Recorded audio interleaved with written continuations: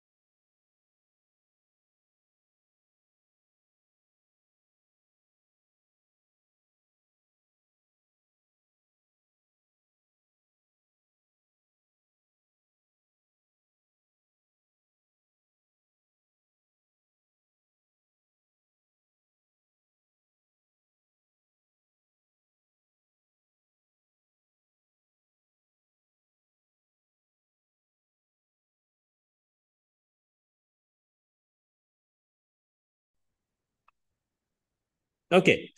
So, mari kita lihat soalan pertama. Let's see the first one. Ini dari Kedah. Kedah 2023. 2023. Okay, Raja 6.2 menunjukkan diagram 6.2 shows a strip of ticker tape Peter detik bagi gerakan sebuah troli. Motion of a trolley with a mass of 4 kg. GSM 4 kg. Frekuensi jangka masa detik 50 Hz. Frequency of ticker timer used is 50 Hz. So, bila saja kita nampak 50 Hz, when you see 50 Hz, that means dia menghasilkan 50 titik dalam satu saat. It produces 50 dots in 1 second. Okay. So, 50 titik satu saat. 50 dots 1 second. Satu titik, 1 dot, 1/50 saat. 1/50 seconds, which is 0.02. So, ini adalah masa untuk satu detik. This is for one tick. Satu detik, which is sini sampai sini. Mana-mana lah, antara mana-mana dua titik. Between any two dots is one tick. Satu detik ini 0.02 saat. 0.02 seconds. Okay, that's all. Itulah kepentingan 50 Hz ini. That's the importance of the 50 Hz. Right? Okay, so now, berdasarkan pita detik tersebut, based on the ticker tape, calculate the velocity, laju. Okay. First of all, guys, tengok sini.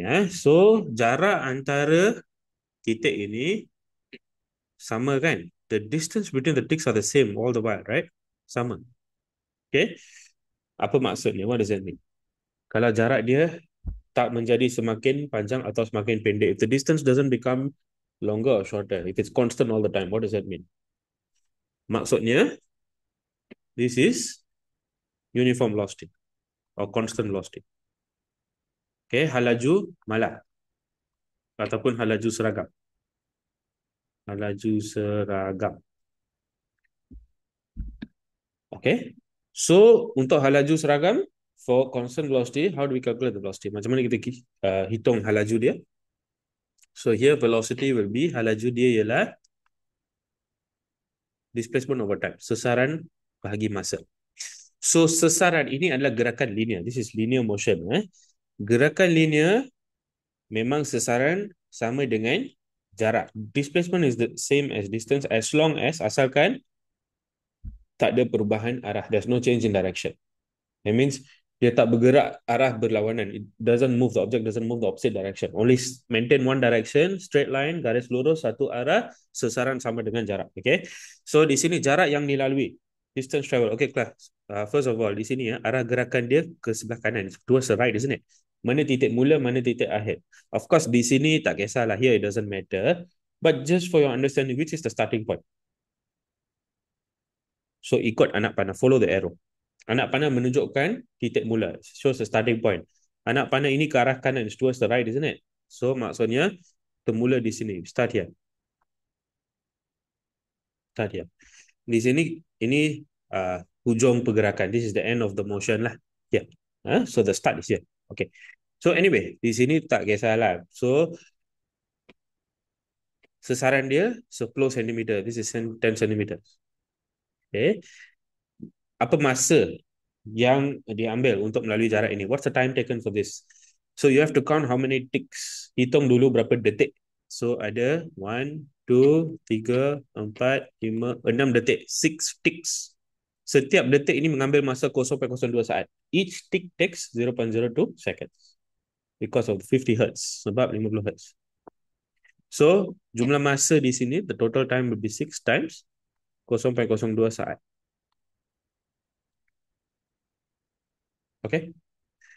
So, jawapannya 83.33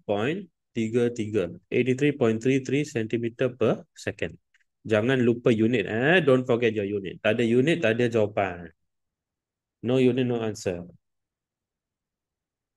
Okay. So, mengikut skema di sini, according to the mark scheme here, minimum 2 tempat perpuluhan. Minimum 2 decimal places. Minimum 2 decimal places. Okay. Alright. So, tengok. Untuk Kelantan pula. Look at Kelantan. Kalau ada soalan, awak boleh tanya dalam komen. Nanti saya akan, bila saya ada masa, saya akan jawab. When I have the time, I'll go through the questions and I'll answer for you. Any questions, please comment. Okay, Raja satu menunjukkan budak menaiki basikal ke pasar raya. Okay, shows a boy takes a ride to supermarket. So ini Kelantan This is Kelantan 2023, 2023. So kita boleh nampak masa dia the time 1240 and then jarak yang dilalui, distance travel lah. Okay. So budak mengayuh basikal dengan the boy pedals the bike with okay. So macam mana kita tahu pecotan seragam, uniform acceleration, uniform speed, kelajuan seragam, so macam mana? Kita kena hitung lah. Kita calculate lah, isn't it? So di sini awak boleh nampak dari T sama dengan sifar, T sama dengan 1, ini adalah 1 saat. This is 1 second. 1 saat dia melalui 4 meter. So apa laju dia? What's the speed? 4 meter per second lah. 4 meter per saat lah. 1 saat 4 meter kan? 1 second 4 meters. So 4 meter per second. 4 meter per saat. Dari T sama dengan 1 sampai T sama dengan 2, tempoh masa di sini adalah 1 saat juga. The period here is also 1 second. Right?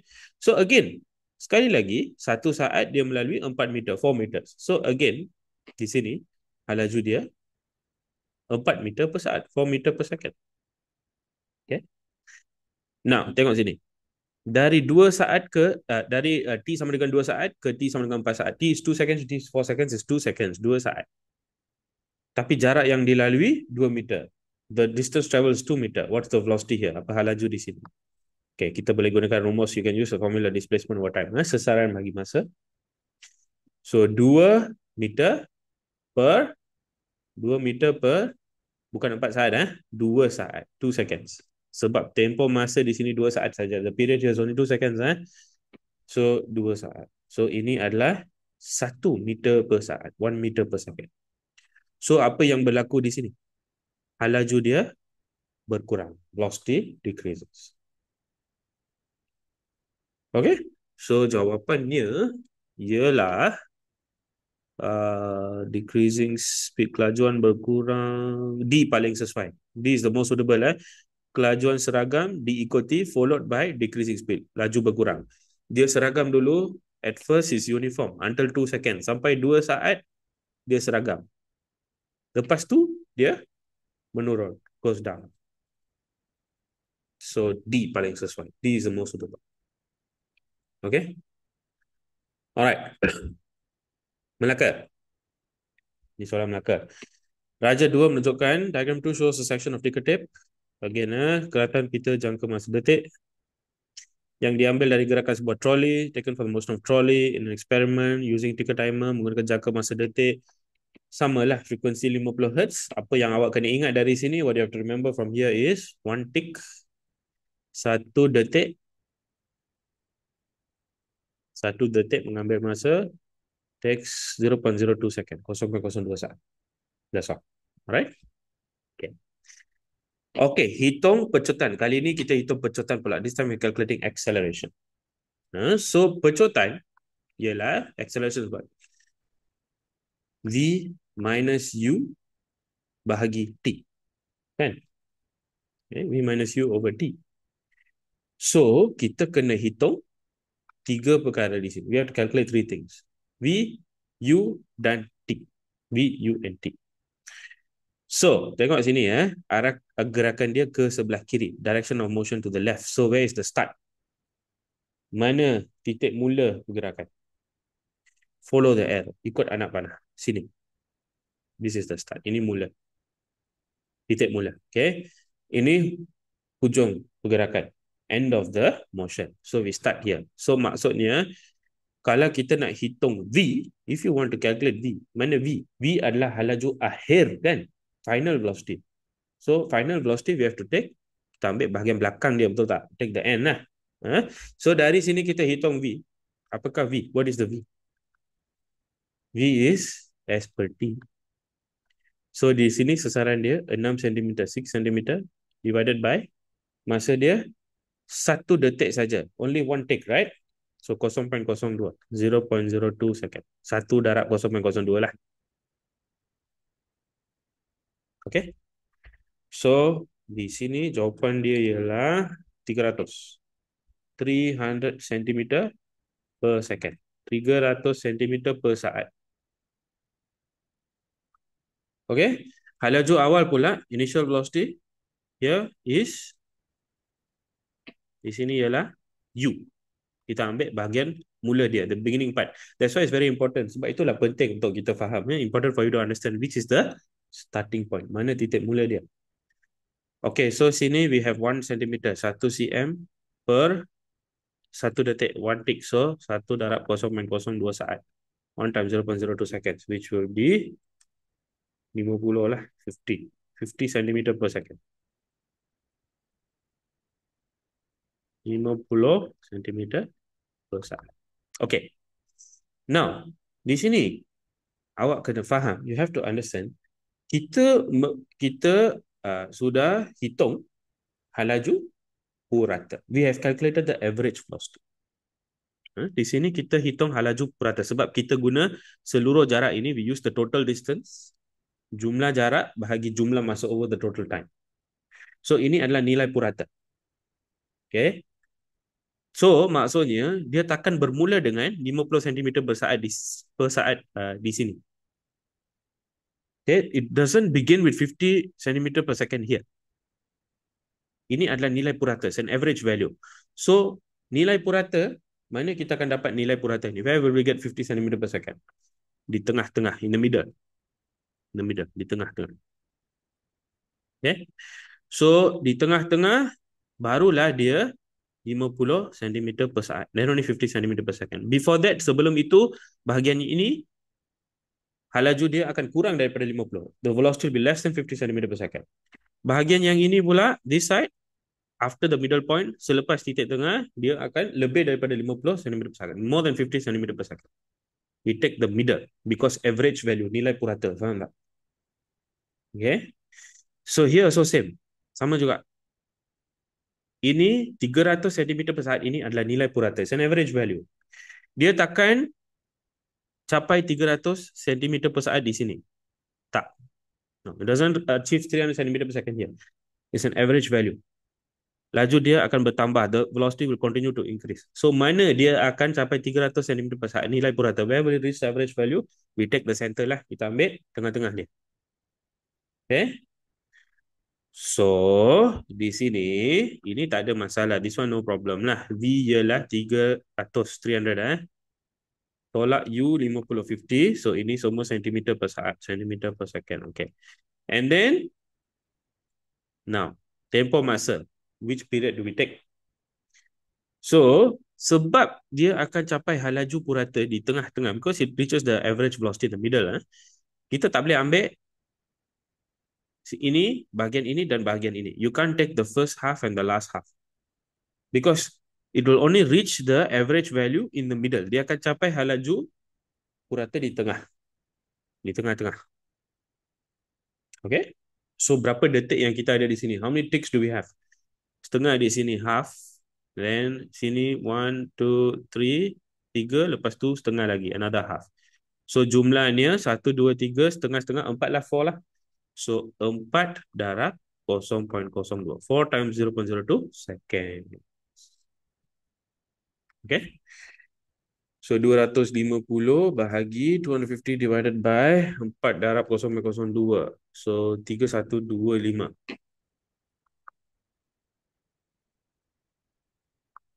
Centimeter per second square. Per saat. D. Okay. Right. Tengok Pahang pula. Look at Pahang. Now, Raja 1 menunjukkan sebuah kereta. Diagram 1 shows a car at M. Titik M. Okay, sini. Kereta itu bergerak ke arah N. The car move towards N. So, dia bergerak sini dulu. Moves here. And then move towards L. Lepas tu dia bergerak ke arah L. Dan berhenti di L. Stops at L. So, dia bergerak dari M ke N. Move from M to N. And then lepas tu dari N ke L. After that from N to L. Berapa sesaran kereta? What's the displacement? Okay. So, di sini cara cepat dia, the quick method will be ambil dari titik mula from the beginning point to the end point, ke titik akhir. So dari sini ke sini Jarak dia 2 kilometer. This distance is 2 kilometer. But tengok arah sasaran. Look at the direction of the displacement. Okay. Arah dia ke sebelah kiri kan? Towards the left, right? So dalam SPM, in SPM, normally we take, biasanya kita ambil kanan sebagai positif, kiri sebagai negatif. Normally we take right as positive, left as negative. In SPM, okay. So di sini dia bergerak ke kiri, to the left, so negatif lah. Negatif 2 km. Habis. Itu jawapan dia. That's the answer. Done. Okay. Cara panjang dia, the long way will be, sini dia bergerak 8 km ke kanan. Okay. 8 km to the right. So positif 8 km, positif 8 km. Tambah plus, di sini dia bergerak 8 tambah 2, 10 km ke kiri. 10 kilometers to the left. That means negative 10 km. Tambah negative 10 km. Negatif sebab arah kiri. Negative because this displacement is to the left. Okay. So jawapan dia negative 2 km juga. You will still get negative 2 km lah. Same. Alright. Boleh? So sekali lagi kelas, ada soalan boleh tanya dalam komen. Any questions you can ask in the comment. Jika nak sertai kelas saya, you want to join my classes, you just go to mrroyaltuition.com. So boleh pergi ke mrroyaltuition.com, boleh sertai kelas saya. Alright, kalau nak belajar teori lah. Okay, seorang penumpang dalam kapal terbang, passenger airplane watching the flight path on the screen. Laluan penerbangan pada peta yang dipaparkan. Okay, semasa penerbangan, okay. So, boleh nampak di sini, you can see here, there's a path lah. Ada satu laluan. Ini adalah laluan penerbangan dia, flight path. Okay. Apakah quantity physical? What's the physical quantity that represents the flight path? Yang mewakili laluan penerbangan. Apa dia? Apa yang mewakili laluan ini? What represents the flight path? It should be either distance or displacement lah, jarak ataupun sasaran. Jarak ataupun sasaran. So, sasaran. Ini bukan laju, halaju atau pecotan. It's not speed, velocity or acceleration. This line, garis ini hanya mampu mewakili jarak saja kan? It only can represent distance, isn't it? Right? Sebab tak ada unsur masa di sini. We don't have an element of time here. Kalau halaju, then maybe like this. Macam ini. Ada, okay. So ini adalah halaju lah. So dia ada berapa meter per saat. Okay, halaju. Tapi kalau ada satu garis saja, it's just a line. Only thing is distance, jarak saja. Okay. Okay guys, so itu saja soalan untuk 2.1 lah, 2.1 untuk 2023 percubaan Trials of 2023 2.1, that's all, linear motion. Okay. So continue learning, sila teruskan belajar topik-topik seterusnya. Kalau nak join tuition boleh pergi mrtuition.com. I see you on the next video. Jumpa di video seterusnya.